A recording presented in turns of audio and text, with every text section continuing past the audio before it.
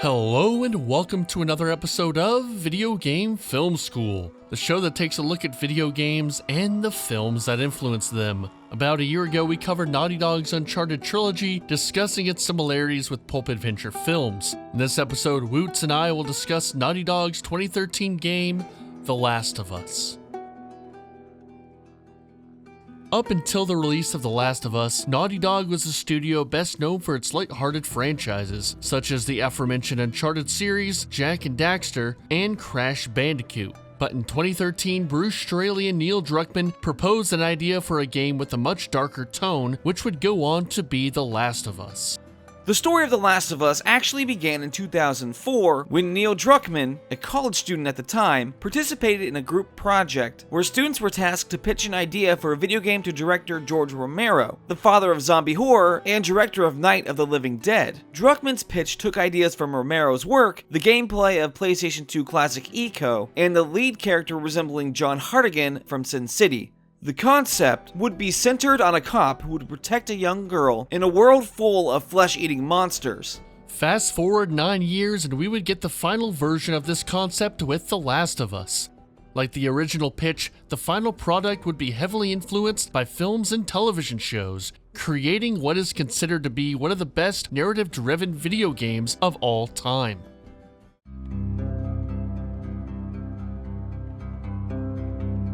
As Druckmann and Straley looked for innovative ways to wipe out humanity, they found their answer in a BBC documentary series called Planet Earth, which depicts a form of fungi named Cordyceps. This documentary describes Cordyceps as a fungi that infiltrates its host, controls its mind, and physically grows out of the body to release its spores and repeat the process. Druckmann explains, it's this fungus that burrows its way into the insect's mind and completely alters their behavior. And you know, right away, the idea popped in our heads of, what if it jumped to humans? Because you can imagine this fate worse than death, that your mind is still there, but something else is controlling your body. The game explores this concept of a Cordyceps fungi infecting humans in the same way it does to insects. The design of the infected enemies draws direct inspiration with fungi growing out of the host's body.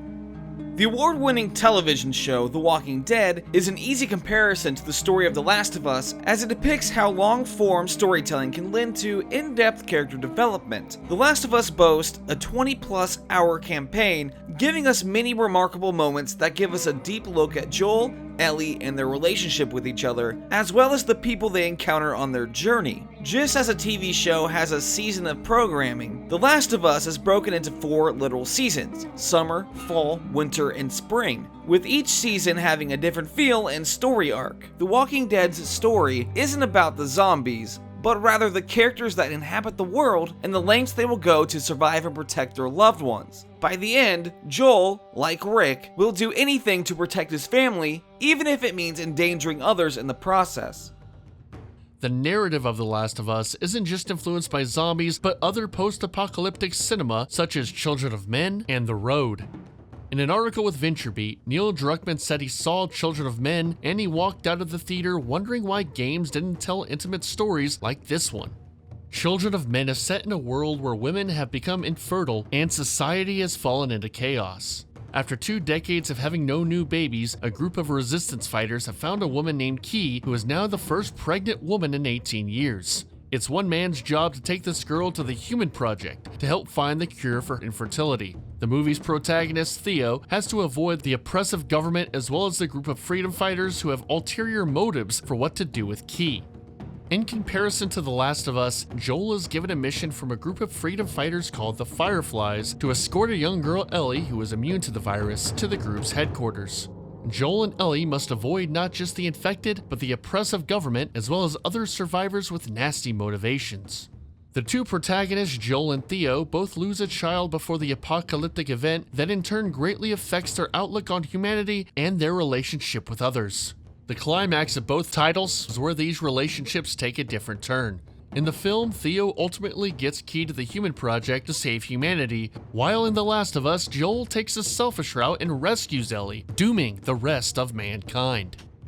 The Road is another movie that shares story elements with The Last of Us. Set in a less undead, post-apocalyptic landscape, a father and son must fight the elements and other humans to survive and carry the light. The relationship between the father and the son can be compared to Joel and Ellie's relationship. The boy and Ellie both represent symbols of hope after hope has been ripped away from their respective father figures. In The Road, the man whose wife had committed suicide tells the boy that they are carrying the light. It is unclear as to what this light actually is, but it could be deciphered as a symbol of hope for humanity in this desolate landscape. Ellie is not only a symbol of hope because of her immunity to the virus, but a symbol of hope for Joel as well. At the beginning of the game, Joel loses his daughter, which makes Joel a colder and harsher man. Ellie coming into Joel's life gives him hope to become whole again. Quiet moments of nostalgia are also speckled throughout the game and the film. Ellie finding an arcade cabinet mirrors the scene in The Road where the man gives his son an old Coca-Cola out of a vending machine. These scenes are meant to show the disconnect between the worlds in which the grown-up and the child are from.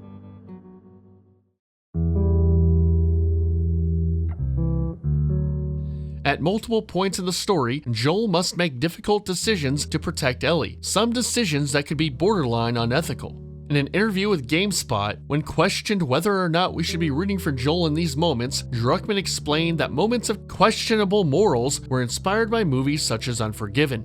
He goes on to explain that in the film, the main character is a murderer, but as an audience we understand the reason for his actions. He must defend his family, though he does it in a morally questionable way.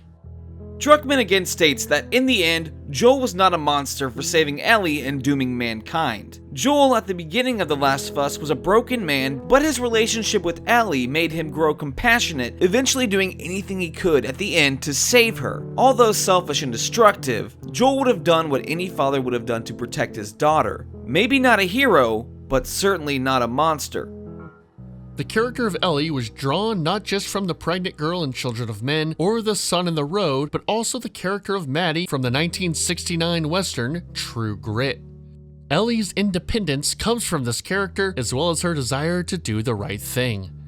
Maddie, a young girl whose father has been killed by outlaws, seeks to bring these men to justice by hiring an aging US Marshal to hunt these men down. Her independence and cunning instincts can be found in Ellie, who by the end of the story is taking care of Joel, who is on his deathbed.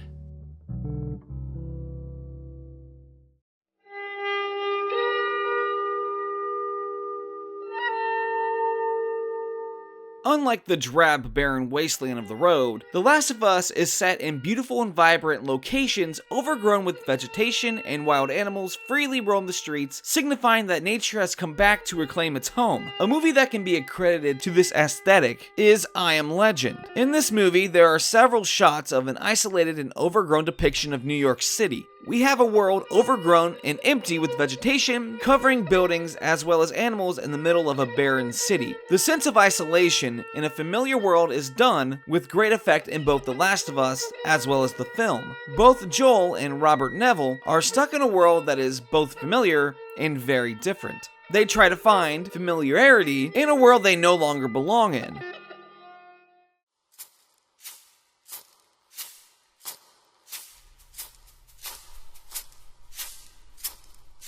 The largest influence to The Last of Us' storytelling approach doesn't come from zombie or apocalyptic cinema at all. The Coen brothers' 2007 epic No Country for Old Men, which is based off a book by Cormac McCarthy, who also authored The Road, heavily influenced the sense of tension and subtle storytelling found in the game's narrative. Neil and Bruce were heavily inspired by No Country's lack of a music score, methodical action scenes, and sparse dialogue to build tension. The film made the two think of what they could do less of to make a game that can have that same tension and subtle storytelling. The score in The Last of Us has a minimalistic tone. Other than a soft acoustic guitar riff and cutscenes, the music is almost absent during the game's combat beats.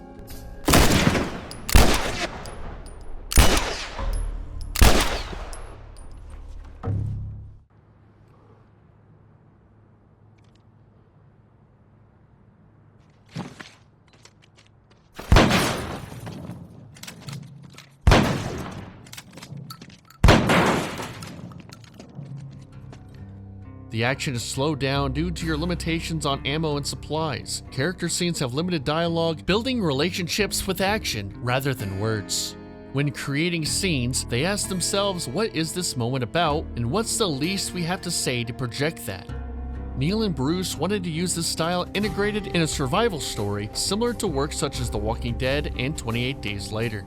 The Walking Dead and 28 Days Later both share a theme of humanity turning against each other in the midst of a zombie apocalypse, similar to what The Last of Us does. 28 Days Later in particular succeeds in presenting its message by putting the zombies in the background, showing the true monsters are us. The end of the movie features the main character, Jim, breaking into a facility that was supposed to be a sanctuary to rescue two people he cares for, who are about to meet a terrible fate. He brutally murders everyone in the facility and is almost mistaken as a zombie himself by the woman he is trying to rescue. Joel, at the end of the story, goes through the same scenario of saving Ellie from a terrible fate by the hands of an organization that was once a symbol of hope. It is clear that humanity is just as bad as the zombies you have been killing.